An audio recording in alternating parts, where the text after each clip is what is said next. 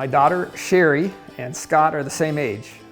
They went to school at Southwestern in Hazel Green together. And second grade, my daughter Sherry took her stuffed Pikachu to class with her. Well, teacher took it away because stuffed animals aren't allowed. So my daughter Sherry, sitting at her desk crying, and here comes young Scott Freiburger over and sits down next to her and puts his hand on her shoulder and says, "It's okay, Sherry, it's going to be all right, don't cry." And to be honest, that's the same Scott Freiburger that is now my boss. Well, I started here at Benton State Bank in 2017. Prior to that, I got degrees in finance and economics from Benton State University. Then we moved down to Omaha, Nebraska, where my wife was in graduate school. And I started banking at First National Bank of Omaha. And then when she graduated, we eventually moved back home.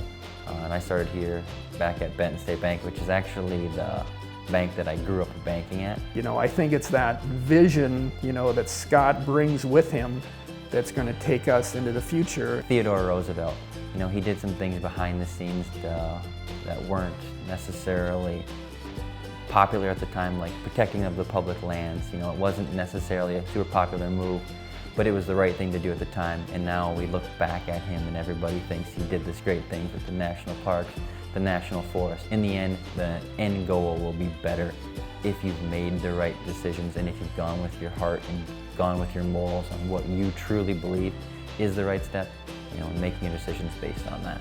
He cares about the employees, he cares about the customers. The people, between my family, my wife who's super supportive, the wonderful staff we have here at Benton State Bank, creating a culture that's friendly, family-oriented, and then being able to serve our local communities. It's rewarding to be able to provide, you know, financing to help somebody realize their dream or get them off on the right financial foot, kind of keep them moving forward in their lives.